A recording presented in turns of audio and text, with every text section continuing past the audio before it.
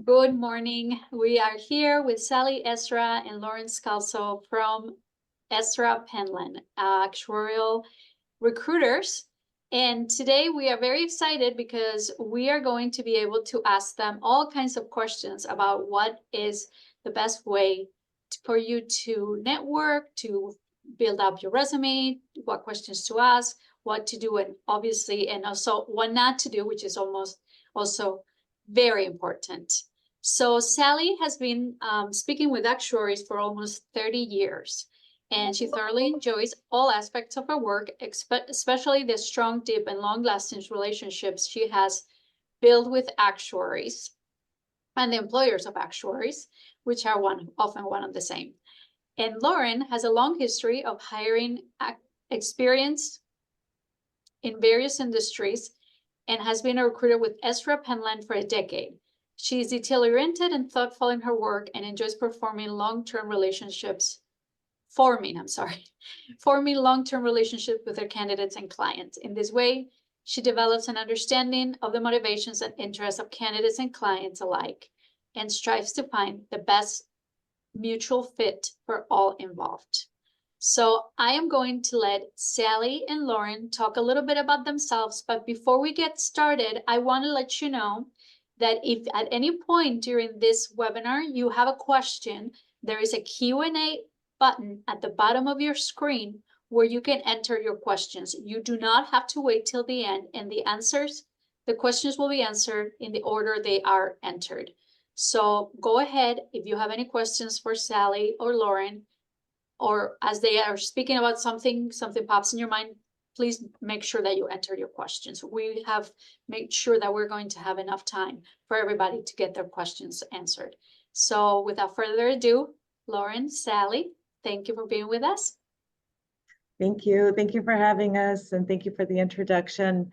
I'll keep my introduction short because you pretty much covered everything. But one of the things that I love to do is help people enter the field. I think, and Lauren and I were talking about this morning, the most difficult thing in terms of like the job search is your first job. It's hard. Once you have your first job, all the other job searches will be so much easier than this one. But this one could be really challenging for people, and particularly people who aren't at a school with a large actuarial program. So we're happy to advise and have Q&A and to answer questions in general to help people get through this first part. It definitely takes a lot of determination and persistence, which actually are very important in terms of getting through the exams as well. So thank you for joining today. Thanks, Sally. Lauren? Thank you so much for having us. And I guess just to share a little personal anecdote, I used to be an elementary school teacher, and I also have worked teaching English abroad to second language learners. And it is remarkable how much some of that actually applies to working with actuaries, both in understanding a foreign language, which is a lot of the math, and just being able to relate to people on a really personal level. So thank you. Very interesting. I did not know that. Okay, well, we're going to get started with our questions. A lot of the people attending today might not have decided to be an actuary or are still in the beginning part of deciding what to do. What would you say to someone asking you why they should become an actuary? Yeah, so definitely, of course, you probably want to have the mathematical aptitude going into it for sure. But for someone looking to become an actuary, it's definitely a very stable career path. Every place is always hiring actuaries. We really haven't seen actuaries being replaced by robots or anything like that so far. So it's been a really stable career. A lot of people in the industry talk about the good work-life balance that they have overall. And it is also like a niche, smaller community, which is really nice. So kind of like Sally was saying earlier in her introduction, once you're in, you're in. And a lot of people know each other. It's a small community. And so you're able to really form positive relationships with a lot of your peers really easily. And everyone sort of embraces each other because everyone has that same appreciation for numbers and for insurance. So that's a big part of it. And one other thing that I tend to hear a lot from people going into insurance is that they feel like they, as an actuary, have a chance to make a positive impact on society. So if you think about it, people might really rely on health insurance to get proper treatment. They might really rely on homeowners insurance if they go through a natural disaster. So it's something too that you can think about from that lens, and that you're kind of able to help people during some of the most challenging parts of their lives. One thing you mentioned is how small the community is. And one thing I like to let everybody know as they're entering the field, because you don't have the perspective now that you will once you're in it for a few years, but you always have to treat people like you would want to be treated. It is a small community. And so let's say hypothetically, you think your boss is a jerk and you want to make a move. Well, you'll want to do that gracefully, because your boss might be in a position at a company, and maybe you wouldn't report directly to that person again, but he or she may have some say into whether you're hired or not. Or some of the people in your department, they will spread out into different companies. And so you want to build those relationships very positively. So the way you handle your relationships internally and your work product, the quality of your work product, is going to follow you. So you always want to try your best and have a great attitude, because it is such a small world. It's just great to really keep everybody's perception of you as high as possible. And that is a good life lesson to apply to no matter what job you do, right? So what are some of the skills that you are seeing employers are looking for in students or candidates still pursuing their credentials? Yeah.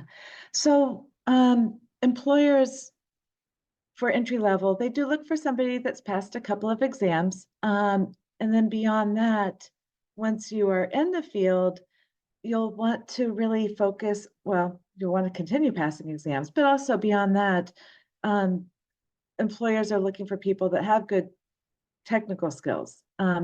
Coding in Python, we see a lot of requests for that now.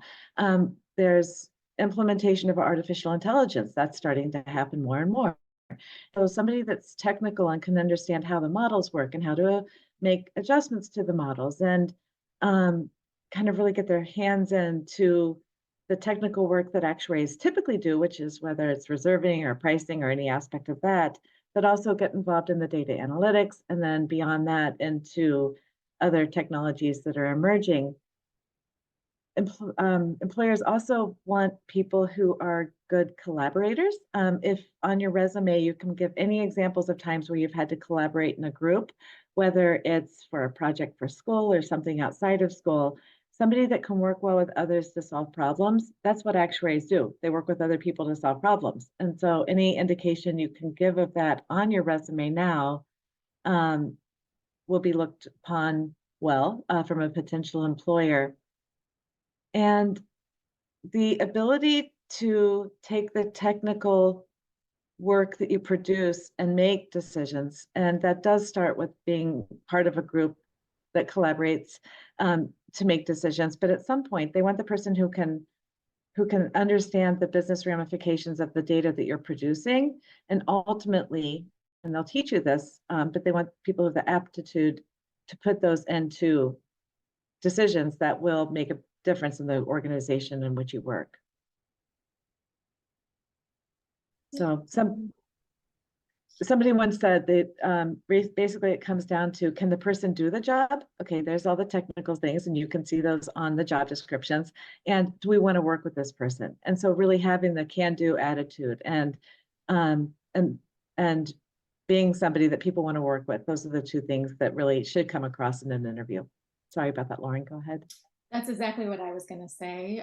Not only having skills on your resume, but also being able to be someone that others want to work with. I often tell entry-level candidates, if you're interviewing for a position and on paper you're the exact same as a different candidate, they will very likely go with the person who they feel they would most like to work with, I guess is one way to say it. Someone that they feel like they have the best personal relationship might be a better fit at the end of the day, regardless of sharing the same skill set.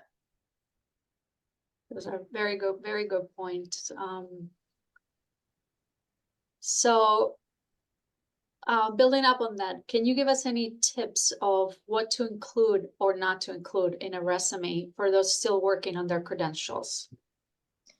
Yeah, absolutely. So this is something that we often have like a template on our website for students to reference as well, but including exams. So both exams that you have passed and exams that you are planning to sit, it's really good to include those because it not only shows that you've been able to successfully complete an exam, but also that you have the foresight and the planning to prepare for your next sitting as well. So that shows dedication. Any sort of classes that you're taking, of course, you'll include your expected graduation date, your GPA, if that's something you're comfortable putting on your resume. And then you can also include within your education any kind of projects that you've completed as part of your coursework that would be, sort of a good representation of how you might do in an actuarial position. Of course, any work experience or actuarial internships. But even if you don't have internships and have work experience, you can still try to gear that towards skills and, just personal approaches to your work that might relate to how you could work as an actuary. For example, if it's a non-actuarial position and you are doing some remote work where maybe you were doing data entry or something like that, you can still try to emphasize those aspects. So perhaps you are using Excel. Perhaps you were able to work successfully in a remote environment. That's something that a lot of companies might be looking for. So even if you don't feel it's a necessarily one-to-one sort of application to actuarial work, there are a lot of aspects of that work that could still make you a strong candidate in their eyes. Any club involvement is really good to put on there, whether it's actuarial or not. Perhaps you volunteer with an organization like Habitat for Humanity, for example. That's something that I think you should still put on your resume if there is some relevancy. You never know who will be interviewing you. They may have been in the same clubs in college. They may have gone to your university. They may also be a volunteer with the same organization that you care about. And so that's something that will just automatically kind of create a positive association for that interviewer with you, as well as how to establish a common ground. So yes, any kind of work experience, internships, project work, any rewards you've received, and then of course exams as well. And technical skills? And technical skills, of course, if you have them, for sure. Any courses you've taken or any coursework that you've done, even outside of an academic setting, if you've maybe taken a Coursera course or done like a boot camp or something, that's something to for sure include. Thank you, Sally. And then for not include, this may be me personally, but I prefer when people leave an objective off of their resume. It takes up space, but also it often sounds a little clunky, and it just doesn't sound super personal a lot of times, and people can sometimes forget to change it up when they're applying for different roles. So that's something that I think is better addressed in a more targeted cover letter versus putting the objective on the resume personally. I totally agree with that. If you have your exams listed and they resume, that's an objective because nobody is sitting for those exams without wanting to become an actuary. And Lauren had mentioned how you should list the next exam you're sitting for, and that can be preparing for it. And I know you also use the word prepare, Lauren. So if you have your third exam scheduled, you can put the date, sitting for exam such and such on this date. But if you haven't registered for the exam as of yet, you can still say preparing for such and such exam. That's a really good tip. It's a very good tip. So talking about exams, is there a certain number of exams that you recommend candidates have before applying for a job or internship?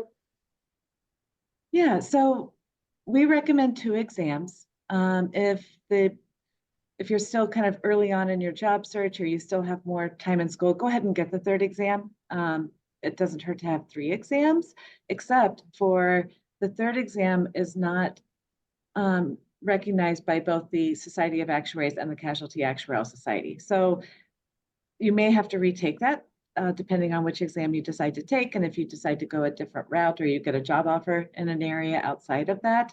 And for that reason, I would not recommend going further down the exam track, because you might think, okay, I want to be a health actuary, or I want to be a property casualty actuary, but you get a job in life, or you get a job on the other side of the exam process. And then you already have two exams the other direction. One, it's like, okay, I have to redo that. That's difficult, or that's not what I wanted. But two, it becomes a little bit trickier. And ultimately, when you're interviewing, you're going to want to take the job that's the best fit for you without having to worry about lost time. So I would say 3 is the max, and even the third isn't really necessary. 2 exams for your entry level job search is perfectly fine. For internships, it's always great to have either completed an exam, 1 exam under your belt, or you can also put preparing for your first exam and have that listed.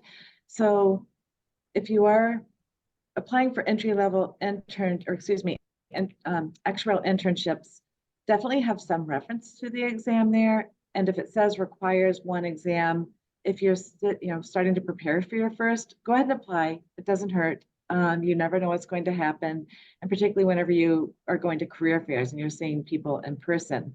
But for internships, it's great to have 1 exam.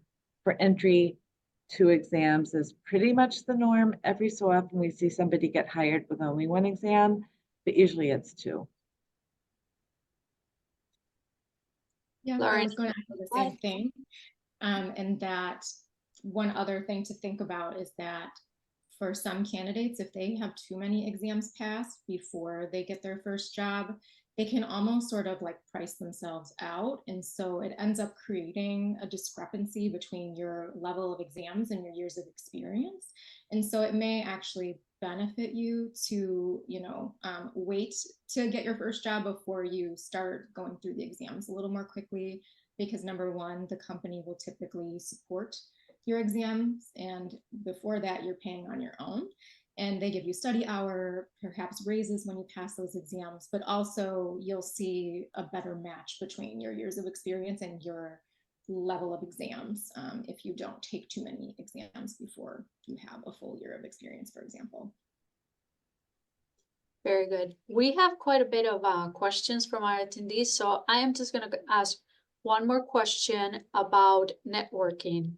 How important is networking when you're trying to find that internship or that job?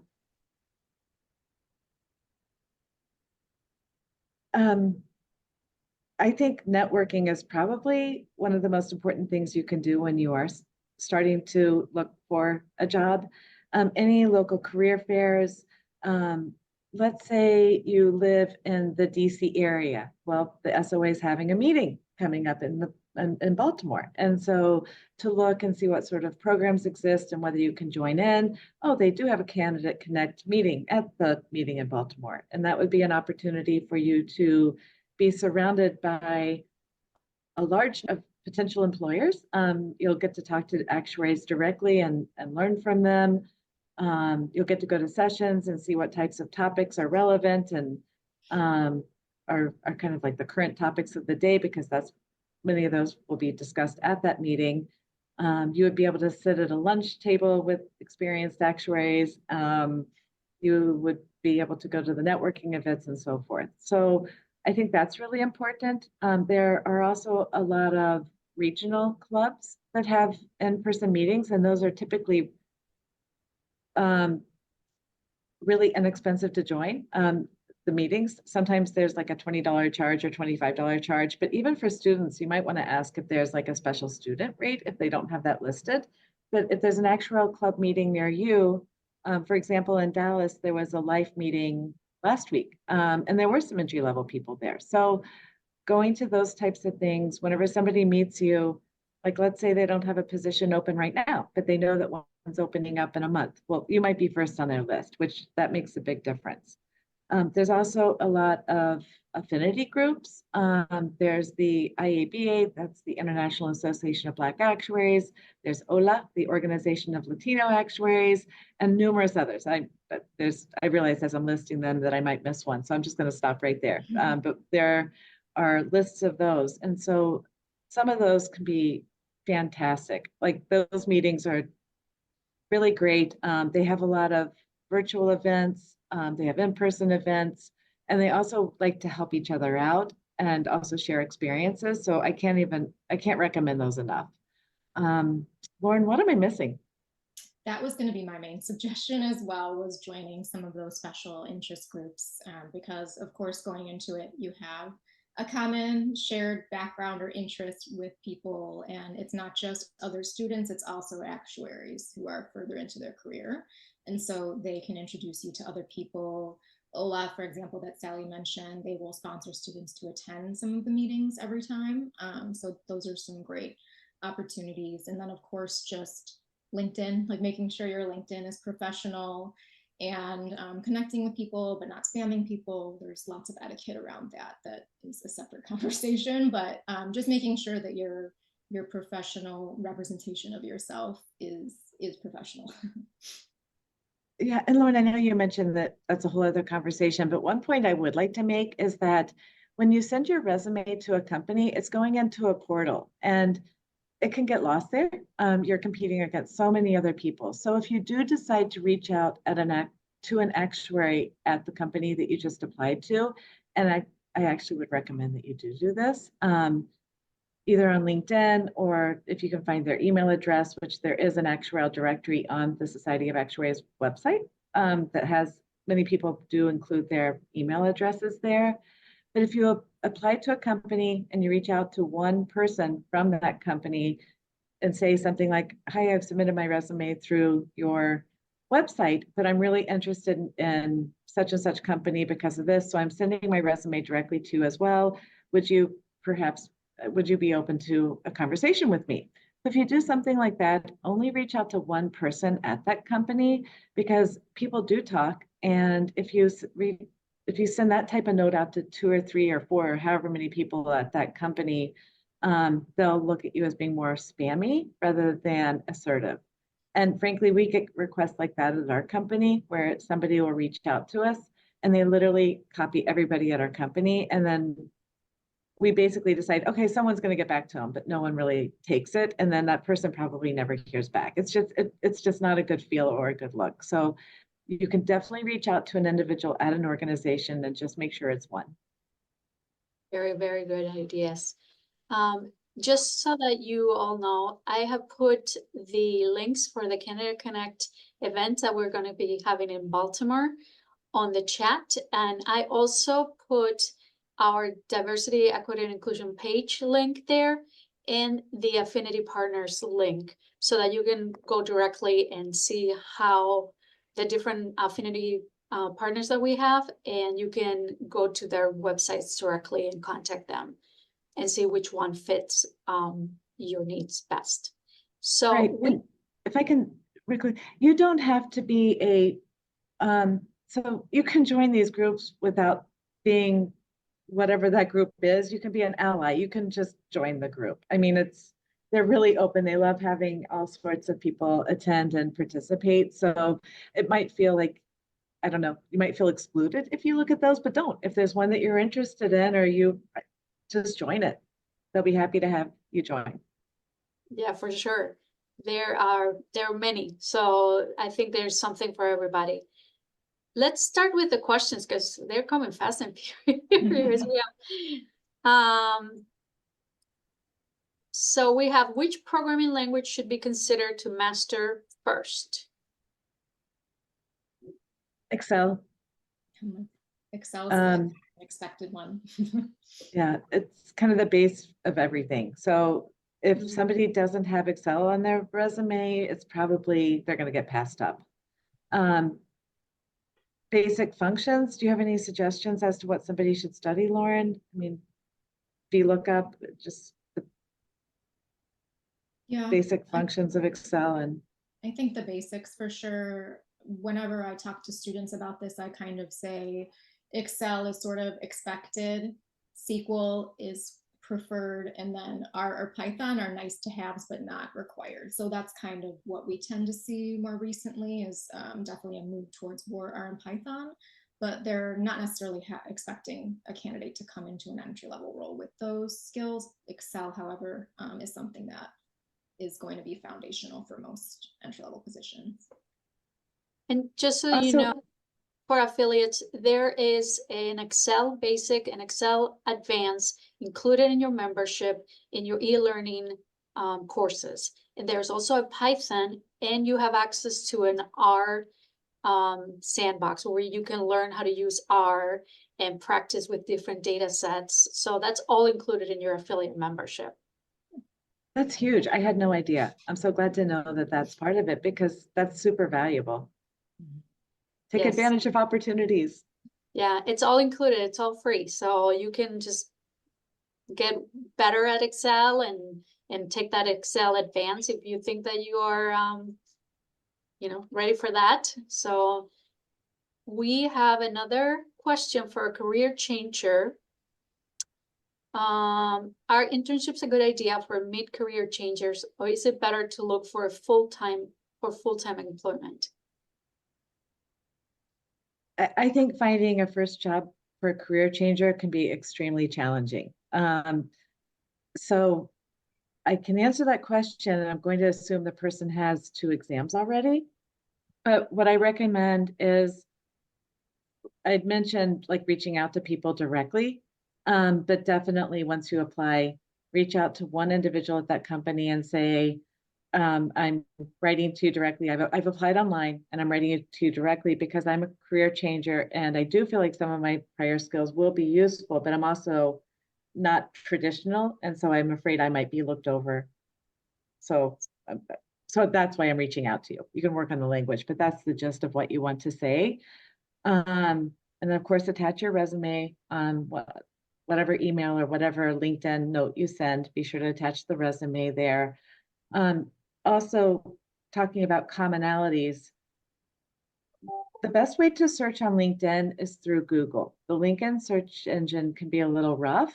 So let's say you're an electrical engineer and you're looking to become an actuary. And that's an example. But you can do a search for electrical engineer, actuary, site, LinkedIn, and then it will pull up actuaries that are also electrical engineers. And you can write to them saying, I'm making this career move, and I noticed you too started your career as whatever that person started their career as. Would you be open to having a conversation with me about what it was like for you to make this sort of move? Get creative with your, like, finding commonalities, get creative in your reach outs, because you really, like, I feel as if every entry-level person has to send out at least like 100 resumes to get 3 or 4 interviews, and then 3 or 4 interviews to get 1 job. And the same, I would say there's 2 categories of people that might have to send out a few more resumes than 100, and that would be people who have an H-1B transfer, or excuse me, they need some sort of visa sponsorship, and the other would be career changers. You just have to work a little bit harder. And again, going back to the beginning of this meeting, this will be the hardest job search you have. After this, it will be nothing in comparison. So just keep it up, don't take it personally, and you just have to keep driving forward. That's a great answer. We seem to have several of our attendees are career changers. So I am going to try to combine, because the questions all kind of go in the same direction. So is it mandatory or to have an internship, or can somebody that is changing careers without an internship still get that first job? And how many exams? Well, you already covered that. You said 2 exams. Okay. And I realized I didn't answer the last question you asked. I didn't answer it directly, but I don't recommend internships. I mean, take whatever you can get, apply to everything, because you don't know what's going to happen. And they may see it as an opportunity from internship to job sort of situation for you. But if you're a career changer, you can just kind of jump right in. Again, Okay. Apply for everything. So I think I answered it finally. So you don't think that they absolutely need an internship to be able to apply or to be considered? Okay. Lauren, Yeah. do you agree with that? Yes, and I also think being a career changer, I mean, I've done it too, I get it. Going into it with the expectation that you will probably be starting out, you know, as an analyst. So that might be a mental shift that you need to prepare to make. But I do think that if you're pursuing an internship instead of a full-time position, you may have the same amount of difficulty and it may take up the same amount of time that you could have spent just applying for jobs. So I would say to instead look for a position that's like an analyst level and be prepared to kind of explain what the parallels are between an actuarial career and then what skills you have from your past career, because that will be something that you can certainly address with the person that you're interviewing with or when you share your resume with the hiring manager. There is a specific question here that I think is very interesting because I know that we have a lot of candidates in this situation. Would you expect any hesitancy on the part of firms to hire somebody for an entry-level job who is a late career changer, almost 50? I've worked with a few people that have done it at that age. Again, I think it's a little bit more difficult. And particularly it depends on what type of company. So if you go to like the large organizations that have very structured career programs, the person that you might be reporting to could be, let's say, 27 years old.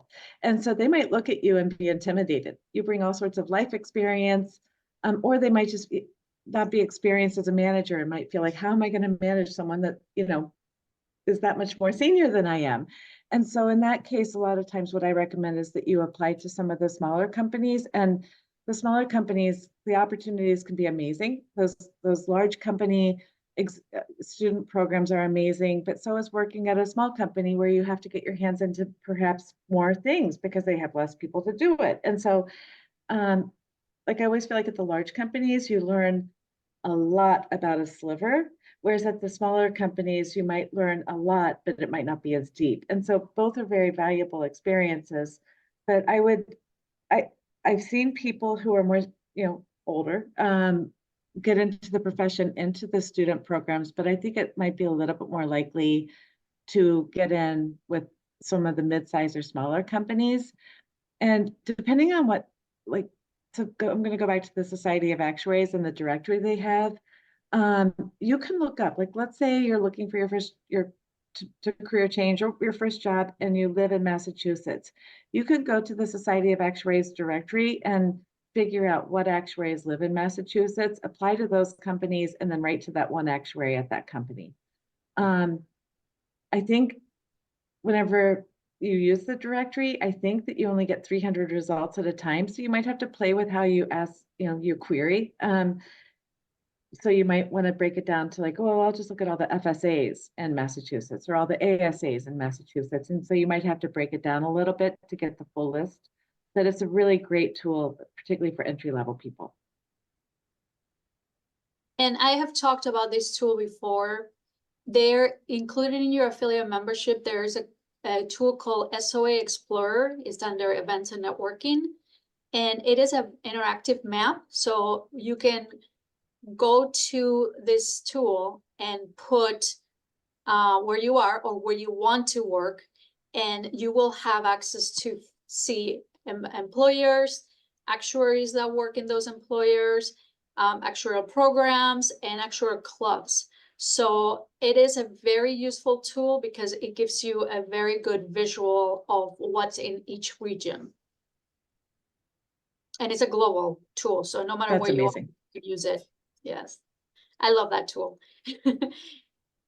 Besides passing actuarial exams and getting further education, what are other ways we can become more competitive when finding out our first actuarial job?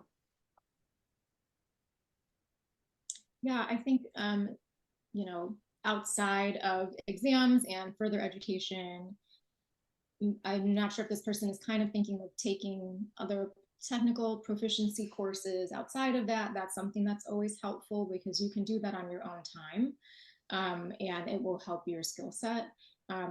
Kind of like we've been saying, networking, getting involved in organizations, perhaps your local alumni network, you might be able to make connections that way.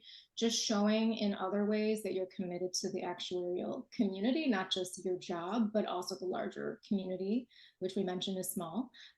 That's a great way to be competitive, is just showing your involvement in addition to your skill set. So I think that's something that can really help, that we've already mentioned, but can't say it enough. Networking and being involved is super, super helpful.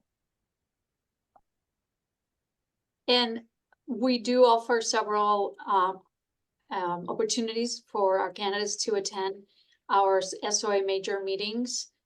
There is a Candidate Connect event associated with each major meeting. So the next one is going to be in Baltimore, but then we will be in New York, and then we will be in the Washington, D.C. area for our Impact, which is our annual meeting in October. And that is a great event to attend because it is our largest event with actuaries attending from all over the world.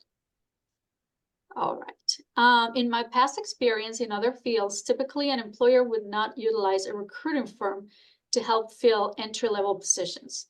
Is that also the case in the actuarial field, or is there merit for an entry-level candidate to reach out and establish a relationship with a recruiter, such as yourself, when working to find their first job? Yeah, they have. We don't see very many employers looking to use our services or the services of a recruiter to fill an entry-level position. Every so often we see an exception to that, but for the most part, as much as we wish we could do more to help you, all we can do is guide you. So you can certainly reach out to a recruiter, but it's going to be more that they would be able to give you guidance rather than to actually place you into a new role. That's exactly what I was going to say. And also just a little plug that we have an actuarial scholarship through Ezra Penland twice a year in the spring and in the fall. And so that's also a good way just to get like on our radars as a recruiter. And also, you know, that helps us to keep people in mind as they progress through their career and kind of learn a little bit more about them. So that's something that's available through us. That's a way to reach out and establish a relationship, or at least just a familiarity, without necessarily asking for help in finding an entry-level position. And we do have a page on our site with like interview tips and some of what we're talking about here. There's a lot of tools for entry-level people. Candidate Connect's doing an amazing job to offer a lot of those tools. So I think you just have to, again, I talked about this, the persistence, really determination and persistence, just keep using all the tools that are available to you and just don't stop until you've got your job. Sorry, I was muted. There are a lot of questions that keep hitting that, those career changers, advice. Obviously, there are career changers from all different types of STEM fields, from math teachers to, like you were saying before, Sally, engineers. Are there a couple of tips you can give to these career changers, whatever they might be, to make that transition to actuarial work easier? So once they have the job, to make it easier, no, I think they're just asking about the search again. Yes. What can they do to stand out or make sure that they are considered for those jobs when they're coming from a different background, that a college student that is focused on something more actuarial? Yeah, and so I think the first thing is just understand that you will add value to an employer beyond what maybe somebody who's entry level, straight out of school would offer. If you're a math teacher, you've been able to present to people, you've put your lesson plans together, which is organization and might really fall into like a project management sort of role. Actuaries do a lot of project management, whether they're at a consulting firm or an insurance company where they have to see a project get done. There's some leadership experience that you would have. And so I think for your interviewing is to kind of think, if I were an employer, what would I want to know about me? How am I going to be better than somebody else, that I can really show who I am and why they want to hire me. And make a list of those things and keep them in mind when you're interviewing. Make sure you have the right technical skills, kind of do everything right in terms of like what we talked about, get the 2 exams, get your Excel, be as good in Excel as you need to be. There are tools to learn R and Python, as we talked about, and I know it's open source, so that Candidate Connect has a program, but if you just want to do it on your own, start digging in. Intellectual curiosity is something a lot of employers really look for. And so anybody that's a self-starter that does things because it's enjoyable to them, like you might really enjoy learning Python. Okay, great. Whenever you talk about it, that enjoyment is going to come up as enthusiasm in an interview.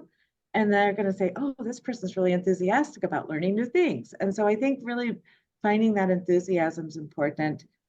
And then last of all, I think that Google search thing that I was talking about could be really important to you. So if you're a math teacher, put in math teacher, actuary, site, LinkedIn, and then see what people joined the actual profession after being a math teacher. There's a lot of them. So you can reach out to them first. It's really just kind of finding creative ways to solve a problem.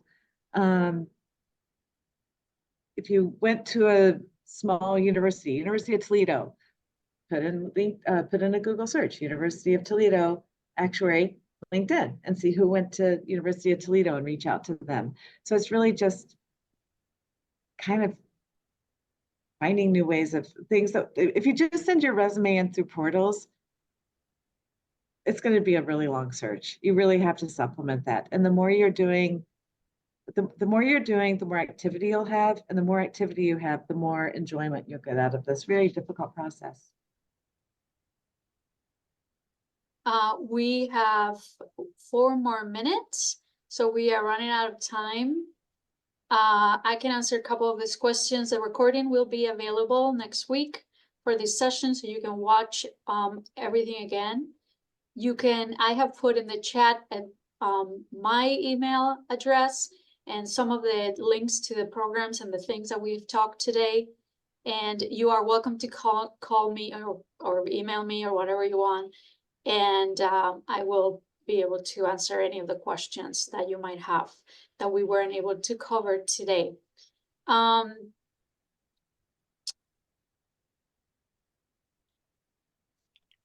Sorry, I'm trying to find. There are a lot. Here, I passed 5 exams. Is it okay to put only 3 exams on my resume to increase my opportunity to get an interview call? Lauren, can you take that one? Yeah. Yeah, I don't personally think that they will look negatively upon you for having passed those exams. I think they'll recognize that you're super bright and have that aptitude. So the previous conversation we were having was more so if you're kind of focusing all your energy on passing exams, that it can be helpful to wait, but not necessary. So that's certainly not a bad thing. I think that shows that you're, very dedicated, are able to pass the exams while also balancing your life, other classes, things like that. So I would leave them all on. I wouldn't omit information that is showing you in a positive light. Yeah, another thing is the actuaries are supposed to be like the keepers of truth within the organizations. And so I think having full disclosure and being very honest on your resume is really important. Nobody wants to hire you if you're hiding something, because they're going to think, we're going to have to dig information out of this person. They weren't forthright. Being forthright is very important in the actuarial profession. In life. Very, very true. In life. In life. Very, very good tip for life. We are almost out of time. I just want to remind everybody that in the chat, I put the links for everything, including the link for Ezra Penland website, so that you can access some of those resources that Sally and Lauren were talking about. As I said before, if you have any follow-up questions, please let me know. If you are in the Baltimore area, you're able to travel to the Baltimore area, Sally and Lauren are going to be there with me, and you will be able to sit at a table with experienced actuaries and ask your questions of Sally and Lauren and me live. And the registration is still open, and it is the Monday of the health event. And you will have access to all of the sessions, including the networking sessions. So it's a great opportunity to attend an SOA meeting and network. I want to thank Sally and Lauren for taking the time today to be with us, and thank them very much for all the useful and wonderful information. And hopefully everyone got their answers, the questions answered more or less, and feel more confident about facing the job market out there. Thank you for having us, Martha. Yeah, thank you so much. Thank you for everyone for joining. Thank you, and have a good weekend, everyone. Thank you. Bye.